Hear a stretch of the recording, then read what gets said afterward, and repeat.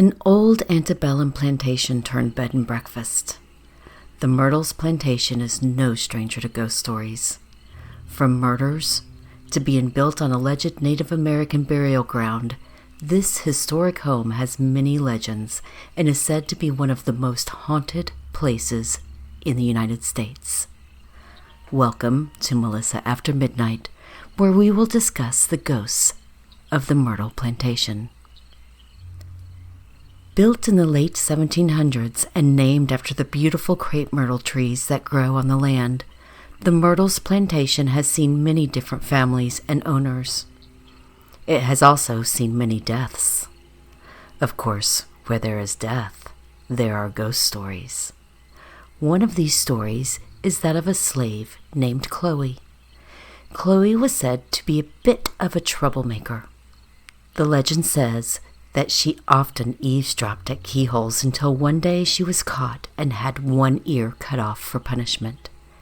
She would then wear a green turban to hide the mutilation. However, this is not the worst part of her story. Allegedly, Chloe baked a cake for one of the daughters of the owner of the plantation. The cake contained extract of the highly poisonous oleander leaves. The rumors say that she wasn't doing this to murder the daughter, but to earn her place back to working inside the house by curing her of her illness. Unfortunately, instead of simply making the daughter ill, the poison cake ended up killing the mistress of the house, Sarah, and her two daughters, Cornelia and Mary.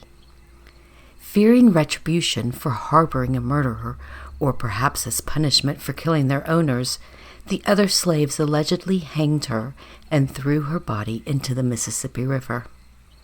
This legend, however, may be just a legend, because out of the over 30 slaves who worked at the plantation, none of them were named Chloe.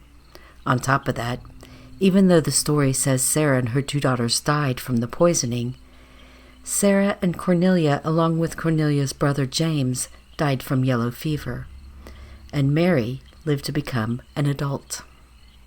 Even though the legend of Chloe has no evidence to back it up, and even has evidence that completely contradicts it, people still say they have seen the ghost of an African American woman wearing a green turban haunting the plantation.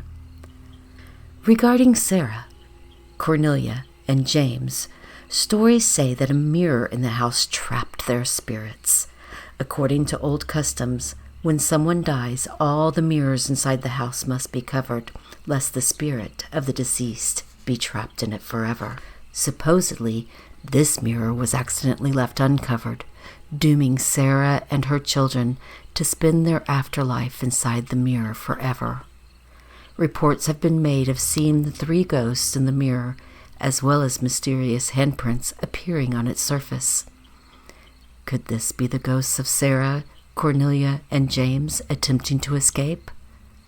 What do you think? Another legend states that the plantation was built on a Native American burial ground. As we all know from the movie Poltergeist, this would bring ghosts of long-dead Native Americans to haunt the house. And in fact, people report the ghost of a Native American girl wanders the plantation. One other ghost is that of a young girl who was being treated for illness by a voodoo doctor in the mid-1800s.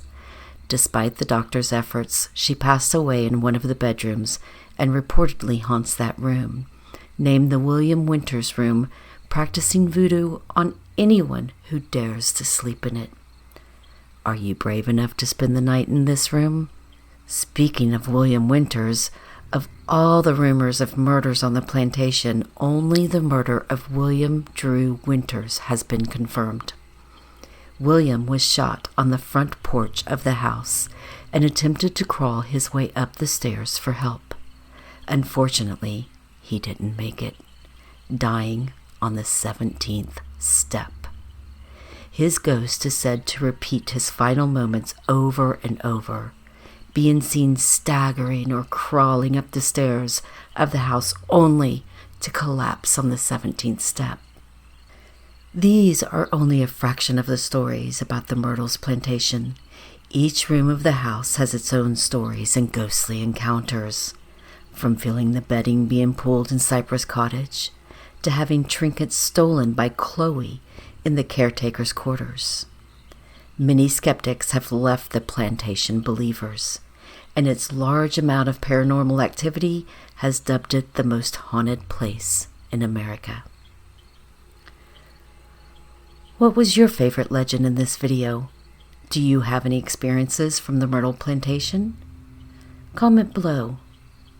This is Melissa After Midnight, and this was the story of the ghosts of the Myrtles Plantation.